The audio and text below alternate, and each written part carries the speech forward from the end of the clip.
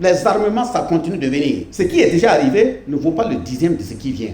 Parce que ce n'est pas seulement au terrorisme qu'on veut faire face. On veut tout simplement faire de ce Burkina un pays qui, même dans tes cauchemars lointains, si tu penses mal à ce pays, tu te réveilles. Tu vas boire un verre d'eau versé par terre et dire « je m'excuse ». La différence qui est que tout simplement vous ne portez pas la tenue comme les autres.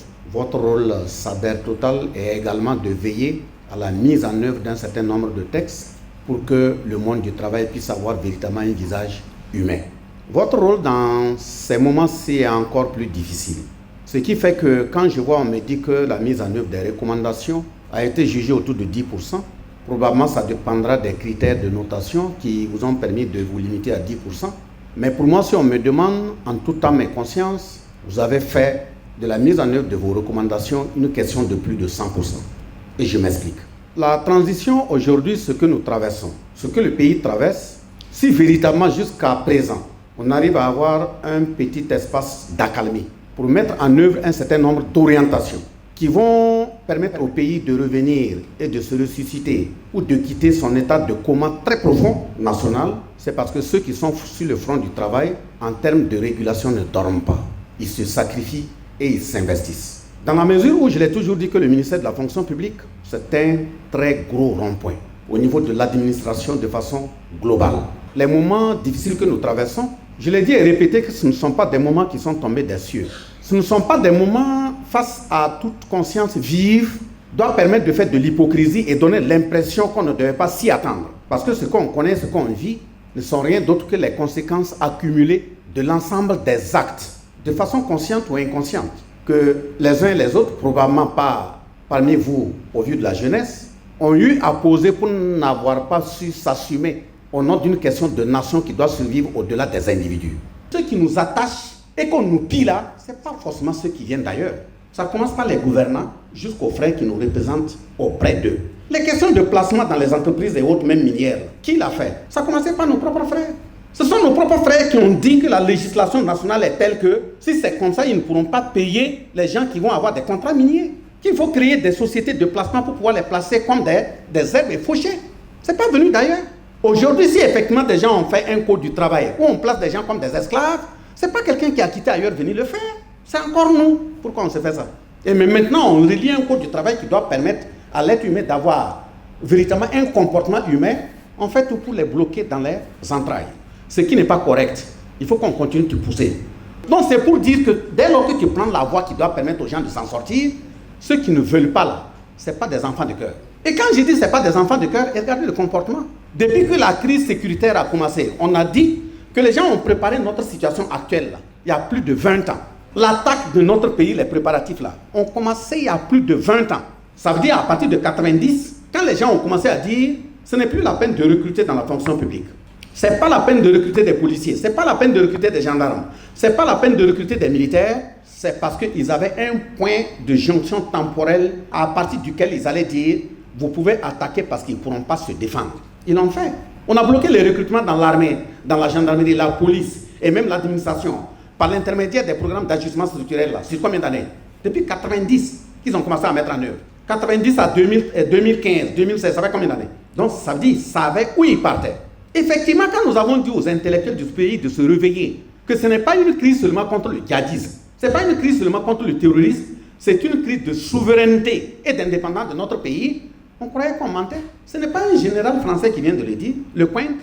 Lecointre a dit quoi? Il a dit qu'ils ne viennent pas en Afrique mener les guerres là pour des questions de démocratie. Il a dit qu'eux, ils viennent pour défendre les intérêts de la France. Et il a repris textuellement les propos du général de Gaulle, qui a dit que leurs interventions dans le Sahel, c'est pour protéger et exploiter les ressources du sous-sol qu'ils ont trouvées dans le Sahel.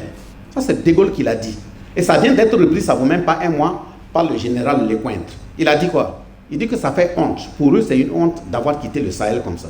Et qu'ils se préparent. Dans 10 ans, 20 ans, ils vont revenir réoccuper les mêmes espaces. Même s'il faut tuer. J'espère qu'on se comprend et on s'entend très bien. Ça veut dire quoi? S'ils doivent venir faucher des Africains comme des herbes et puis s'imposer pour exploiter le sous-sol, ils vont le faire. Mais justement, il a donné les 10 ans, c'est parce qu'il estime qu'ils ont fabriqué des morceaux internes par lesquels ils vont atteindre les objectifs. Les 10 ans là, c'est si les morceaux internes n'arrivent pas à le faire, qu'ils vont pouvoir revenir. Donc ils ne reviennent pas pour nous impliquer dans une question de démocratie. Vous avez vu, par exemple, quand on commence à parler de la Cour pénale internationale et autres, quelqu'un vient de m'envoyer une note où les États-Unis viennent de mettre en garde le premier responsable de la Cour pénale internationale si jamais ils émettent une note contre Netanyahou, un dirigeant israélien. Ça veut dire quoi? Ça veut dire qu'il faut qu'on se dise la vérité.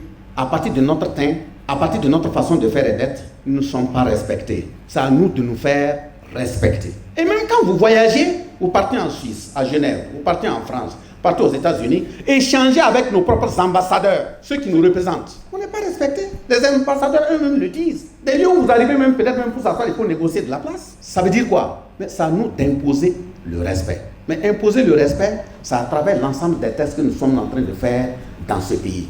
C'est ce qui fait que, de l'année 2023, il a été décidé pour démarrage de faire un recrutement de 16 000 militaires. Ça a été fait. On a décidé de faire un recrutement de 3 000 gendarmes. Ça a été fait. On a décidé de faire un recrutement de 1 000 policiers. Ça a été fait. On a programmé 5 000 agents des eaux et forêts. 3 000 ont été recrutés. Constitué 25 bataillons d'intervention rapide. Une dizaine de groupements d'unités mobiles. Ainsi de suite. Les armements, ça continue de venir. Et c'est ce qui vient là. Ce qui est déjà arrivé ne vaut pas le dixième de ce qui vient.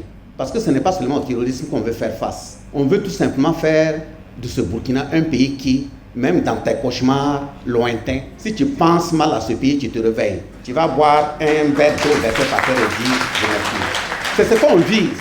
Ce n'est pas des questions d'état d'âme. Je répète, c'est ce qu'on vise. Mais de toute façon, on dit oui, on ne respecte pas des conventions internationales, on ne fait pas cela. Mon ami qui est assis de l'autre côté en Corée, là, il respecte quelle convention? Des moments aussi, je vais au marché, je paye des tissus noirs, je me couds des pantalons très larges. Il est là, non? Lui, il respecte quelle convention? Mais quand il éternue là, tout le monde écoute. C'est ce de Burkina là qu'on veut faire. Ce n'est pas question de lutte seulement interne. Mais justement, pour pouvoir le faire, il faudrait que chacun sache quel pays je veux laisser à mes enfants avant de partir. Qu'est-ce que je veux laisser comme héritage à mon enfant avant de partir? Parce que nous ne sommes pas à une étape où il faut faire en sorte à remplir un compte en banque, payer des véhicules, construire des villas pour ton enfant parce que demain tu ne seras pas là. Si tu ne construis pas une société d'égalité, quand tu ne seras pas là, la même jungle sociale va le détruire et prendre le minimum que tu lui as donné. Il ne pourra pas survivre. Donc il faut s'inscrire dans la construction d'un État solide, d'une société d'égalité. Mais pour le faire, des moments comme ce sont des plaies qu'il faut curer et puis soigner, ça fait mal, mais il faut le faire. C'est comme ça qu'on construit un État solide et un État sérieux. Et tant que ça ne sera pas comme ça, on ira dans le décor. Mais vous croyez que pour nettoyer une telle plaie là, c'est pas facile. Il y a des grincements dedans. Des gens qui disent non, ceux-là, il est en train de tout piétiner, c'est pas normal, on va même piétiner. Si toi-même piétines, on va te piétiner. L'essentiel est que le pays soit construit, pas pour nous, pour que les enfants qu'on a mis au monde puissent être sur un environnement d'équité et d'égalité. Boama TV, l'autre télé by Pro Org.